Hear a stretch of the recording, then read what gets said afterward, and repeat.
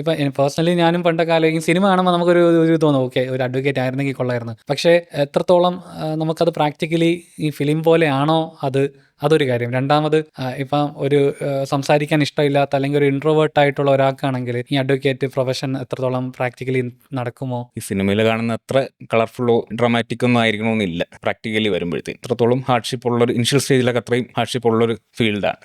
Sustain ചെയ്യാൻ തന്നെ ആദ്യത്തെ വർഷങ്ങളിലൊക്കെ നല്ല ബുദ്ധിമുട്ട്, എനിക്കും ബുദ്ധിമുട്ടായിരുന്നു, എല്ലാവർക്കും ആ ഒരു ബുദ്ധിമുട്ടുണ്ട്. ഈ പ്രൊഫഷൻ ചെയ്യുന്ന എല്ലാവർക്കും ആ ഒരു സ്റ്റേജിൽ കൂടെ കടന്നു പോകുന്നുണ്ടാവും. ഉറപ്പായിട്ടും ഒരു ലോവസ്റ്റ് പെയ്ഡ് ജോബ് തന്നെയാണ് ഇപ്പോഴും അഡ്വക്കേറ്റ്സ് എന്ന് പറയുന്നത് ഇനിഷ്യൽ സ്റ്റേജിൽ. പിന്നെ ഈ പറഞ്ഞ പോലെ ഇൻട്രോവേർട്ട് ആയിട്ടുള്ള ഒരാൾക്ക് പറ്റുമോ എന്നുള്ളത് ചോദിച്ചാൽ ഉറപ്പായിട്ടും പറ്റും. അതിൻ്റെ എക്സാമ്പിൾ ഞാൻ തന്നെയാണ്. സർട്ടിഫൈഡ് ഇൻട്രോവേർട്ട് ആയിട്ടുള്ള ആളാണ്. അപ്പോൾ എനിക്ക് മോട്ടിവേഷൻ ഈ മോഹൻലാൽ, AR റഹ്മാൻ ഇവരൊക്കെ അഡ്മയർ ചെയ്യുന്നത്. അപ്പോൾ ഇവർക്കൊക്കെ ഇത് ചെയ്യാമെങ്കിൽ എനിക്കിത് പറ്റുമല്ലോ എന്നൊരു തോന്നലുണ്ട്. പക്ഷേ ഇൻട്രോവേർട്സിന് ഇത് പറ്റുന്നൊരു പുസ്തകം തന്നെ ഉണ്ട്. അപ്പം അതിൽ പറയുന്നുണ്ട് ഈ ക്ലയൻറ്റ് ഡീലിങ്ങിനായാലും അവർക്ക് ബെറ്റർ റെമഡി കൊടുക്കുന്ന കാര്യമൊക്കെ കുറച്ചുകൂടെ ഇൻട്രോവേർട്ടായിട്ടുള്ള ആളാണ്ട് മനസ്സിലാക്കാൻ കുറച്ചുകൂടെ എളുപ്പമാണ്.